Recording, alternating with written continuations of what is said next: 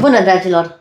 Și bine ați venit în bucătăria mea! Astăzi, pentru că am un eveniment în familie, vreau să pregătim împreună un tort Zaher, un tort austriac, dar eu o să-l fac în varianta mea.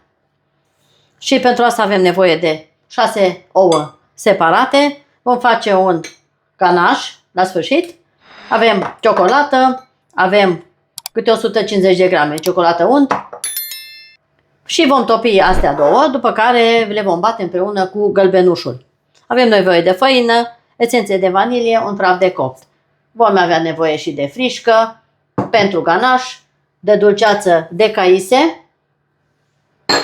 Eu am și ciocolată.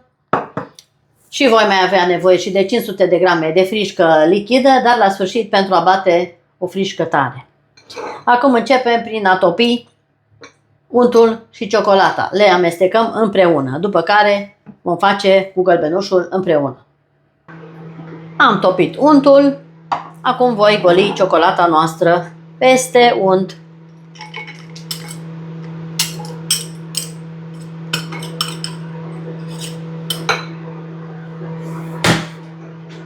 Și vom amesteca până se topește în totalitate ciocolata. Să obținem o cremă groasă de ciocolată. Până se topește ciocolata noastră, voi bate gălbenușurile cu jumătate din zahărul care îl voi pune și aici și aici.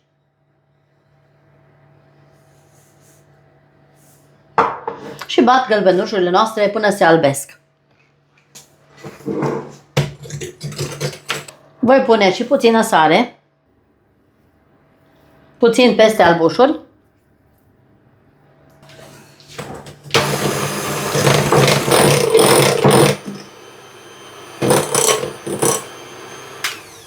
Gălbenușurile s-au bătut foarte bine, vedeți cum arată. Punem gălbenușurile deoparte. Ciocolata s-a topit și ea cu untul. Punem deoparte să se răcească puțin. Și acum vom bate albușurile noastre cu cealaltă jumătate din zahărul care a rămas de la gălbenușuri. Și facem o bezea spumoasă. Am pus și puțină sare, bineînțeles, că ați văzut. Adăugăm și zahăr, puțin câte puțin.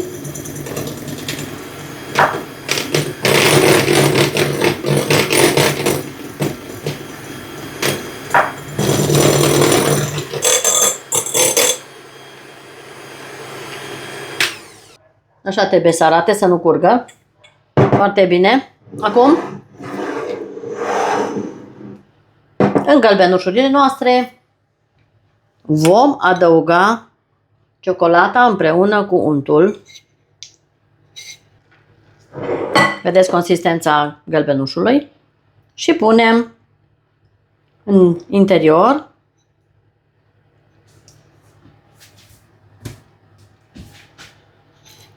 toată ciocolata.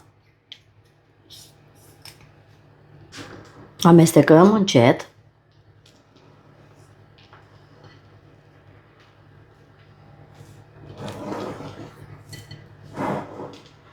Voi adăuga o esență de vanilie.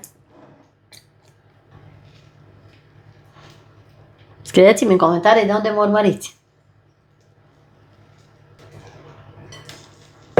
Așa arată consistența. Este groasă.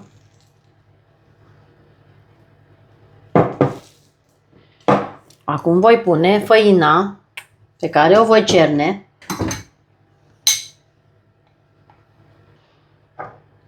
Împreună cu un pachet de praf de copt. O cernem peste gălbenușuri și ciocolată. Acum amestec.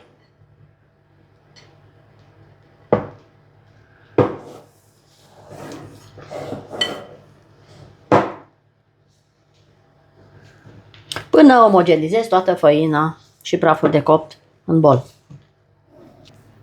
Acum voi adăuga din albuș peste ciocolată 2 linguri și voi amesteca foarte încet până omogenizez tot albușul în ciocolată. Încălzim cuptorul la 180 de grade Celsius. Cuptorul trebuie să fie preîncălzit dinainte. Am pregătit o tavă rotundă de 23 de centimetri. Am tapetat o curtie de copt. Mai adăugăm din albuș și tot așa până terminăm tot. Scrieți-mi în comentarii dacă vă place tortul Zaher. Așa arată blatul nostru. Consistență foarte bună. Iar acum îl voi goli în tavă. Îl golim în tavă.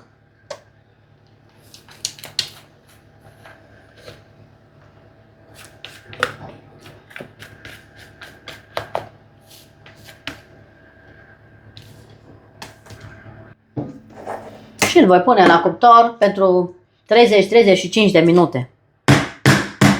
Acum la cuptor. Revenim în curând. Dragii mei, blatul s-a răcit, eu l-am tăiat. Așa arată. Foarte bine arată. Acum vom bate frișca noastră.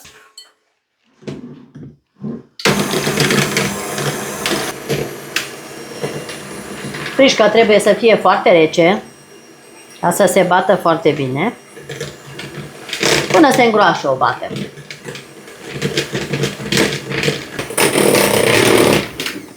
Frișca s-a bătut. Acum voi pune și ciocolata. Punem toată odată.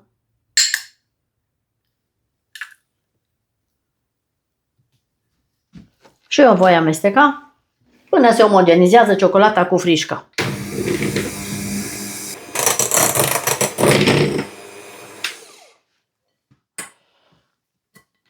Așa arată crema noastră extraordinar de bună din frișcă și ciocolată. Încercați cu mare încredere această super cremă, că este foarte delicioasă. O punem deoparte.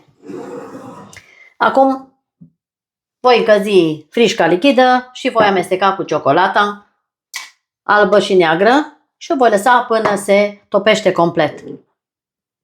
Acum pun frișca încălzită bine peste ciocolata noastră.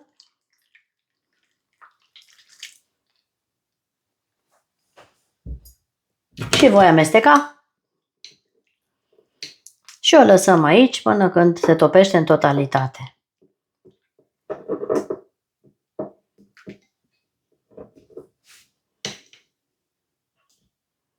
O lăsăm să stea câteva minute în frișca fierbinte.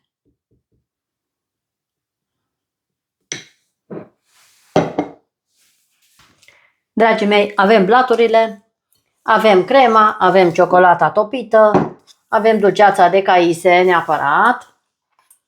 Amestec puțin dulceața, am golit-o în altfel de oală.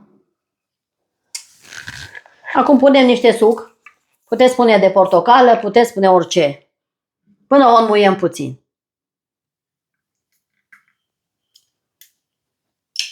Cam 3 linguri. Amestecăm dulceața cu sucul.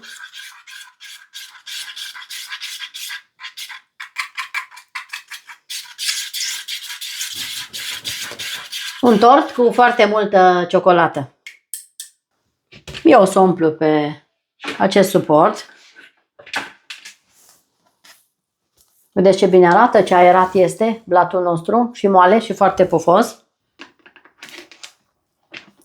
O să pun pe tavă și îl ungem cu dulceață. Fiecare blat în parte. Repartizăm dulceața pe toată suprafața blatului. Rețeta originală de Zaher, o rețetă din Austria, este doar cu dulceață de caise între blaturi, nimic altceva și ganașul deasupra. Dar eu o să fac ceea ce îmi place mie. un saher altfel, cu cremă de frișcă și ciocolată. Mult mai bun ca cel original. Împărțim crema cam în două părți relativ egale și punem peste primul blat. Repartizăm pe toată suprafața.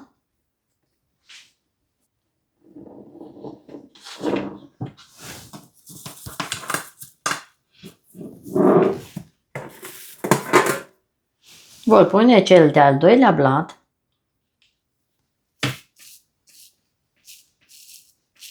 Apăsăm foarte puțin.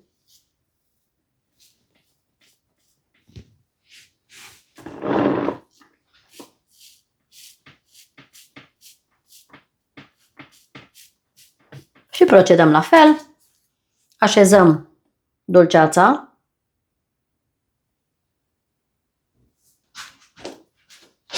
Repartizăm pe toată suprafața.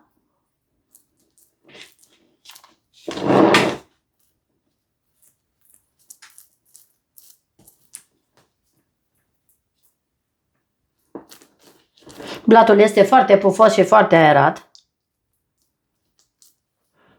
Această dulceață de caise este obligatorie la acest tort saher.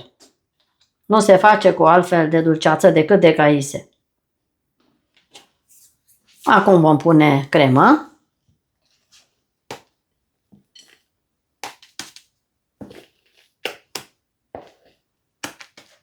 Voi lăsa puțin și pentru decor.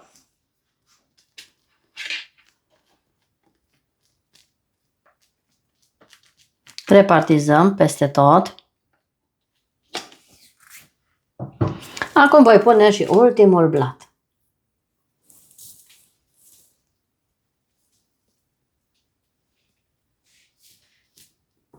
Apăsăm foarte puțin.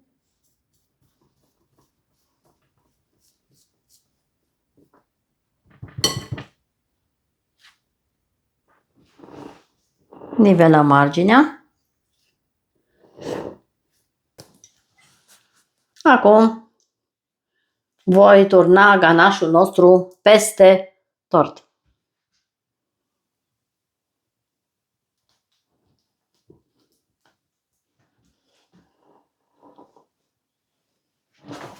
Și așa arată după ce l-am trecut prin ganaș. Acum îl punem deoparte. O să pun într-un poș crema care mi-a rămas. O să facem un ornament pentru deasupra.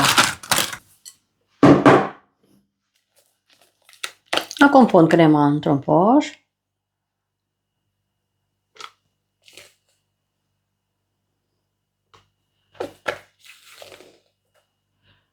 Pentru a face un mic ornament.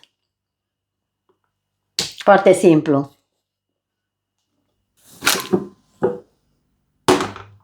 Și o să fac un mic ornament.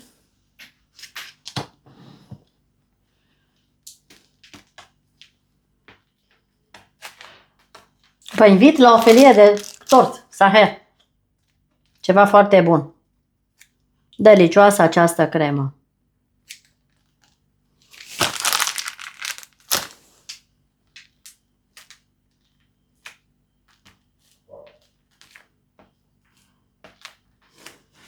Și așa arată tortul nostru. Sper că vă place. Și aici am niște fructe pe care le voi pune deasupra tortului. Încercați această rețetă pentru că este foarte bună pentru orice fel de eveniment. Merge și de sărbători, de Crăciun, de Paște. Acesta este tortul meu de astăzi. Saher, pe gustul meu, bineînțeles. Și acum o să pun și cireașa de pe tort în mijloc.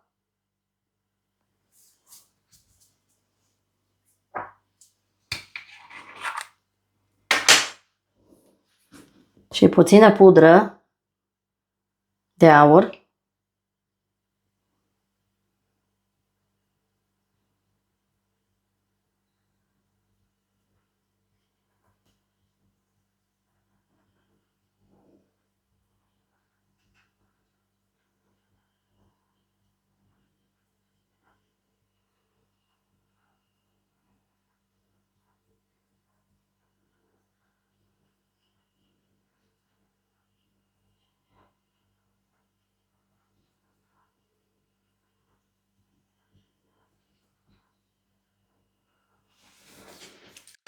Sper că vă place tortul meu de astăzi. Așa arată tortul meu. Acum îl voi pune la rece până mâine și mâine o să vă arăt și o secțiune, să vedeți cum este și interiorul. Vă mulțumesc frumos că ați fost cu mine până la finalul acestei rețete. Dacă aveți gusturile mele, încercați. Până la un nou video, eu vă spun toate cele bune. La revedere!